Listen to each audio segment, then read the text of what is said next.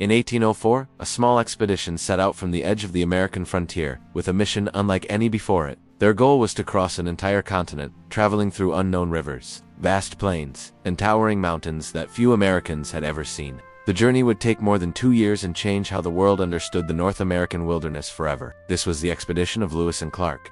Welcome to Frontier History Archive, where we explore frontier history and the real stories of survival, exploration, and life at the edge of civilization.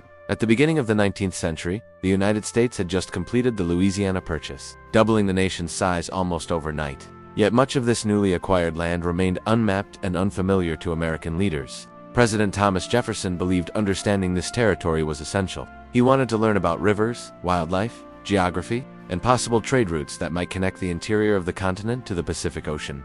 To accomplish this, he organized an expedition known as the Corps of Discovery. Leadership of the mission was given to Meriwether Lewis and William Clark. Both men had frontier experience and strong survival skills. Their expedition included soldiers, interpreters, hunters, and craftsmen, each chosen for abilities necessary in wilderness travel. Preparation took months. Supplies included scientific instruments, weapons for hunting, trade goods for diplomacy, and boats designed to navigate long rivers. Every item had to serve a purpose because resupply would be impossible once the journey began. In May 1804, the expedition departed from near St. Louis. Travel began along the Missouri River, which served as the main highway into the unknown West. Moving upstream proved slow and exhausting. Crew members often pushed boats forward using poles while walking through shallow water. Daily progress depended on teamwork. Strong currents, fallen trees, and shifting sandbars constantly blocked their path. Some days they advanced only a few miles despite hours of effort. The expedition also documented everything they encountered. Lewis and Clark carefully recorded plant species, animals, weather patterns, and geographic features.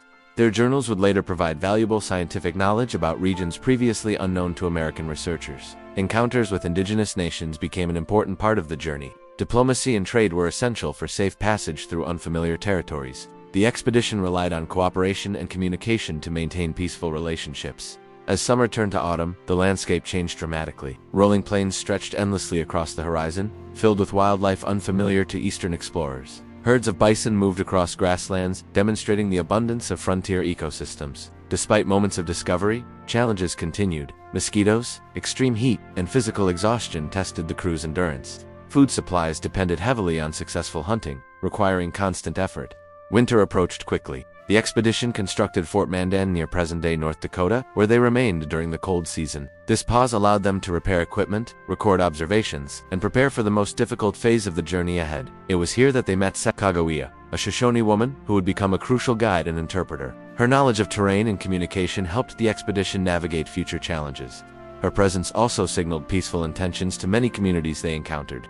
When spring arrived, the Corps of Discovery prepared to continue westward. Ahead lay the Rocky Mountains, a barrier far more difficult than anything they had yet faced. And the greatest tests of the expedition were still to come. When the expedition left Fort Mandan in the spring of 1805, the Corps of Discovery entered territory increasingly unfamiliar even to experienced frontiersmen. The Missouri River narrowed, currents strengthened, and signs of approaching mountains appeared along the horizon. Travel became more difficult with each passing week. Boats had to be pulled against powerful currents, and rocky terrain slowed progress. The expedition encountered massive waterfalls along the Missouri River, forcing the crew to undertake one of the most exhausting tasks of the journey, a lengthy portage.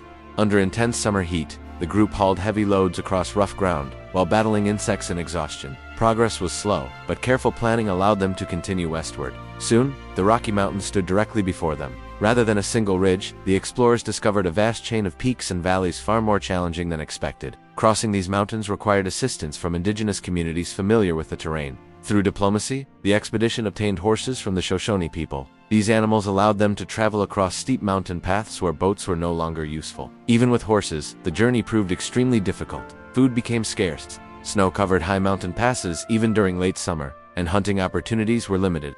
The crew survived on reduced rations, sometimes relying on unfamiliar foods simply to maintain strength. Cold weather arrived earlier than anticipated. Travelers faced freezing nights, exhaustion, and uncertainty about whether a navigable route to the Pacific Ocean truly existed. Morale depended on strong leadership and cooperation among the group. Eventually, rivers flowing westward confirmed they had crossed the continental divide. Building new canoes, the expedition followed waterways toward the Pacific. For the first time, currents carried them forward rather than resisting their movement. The landscape changed again.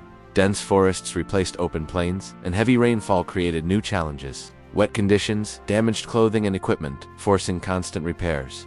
In November 1805, after more than a year of travel, the expedition finally reached the Pacific Ocean. The moment marked a historic achievement.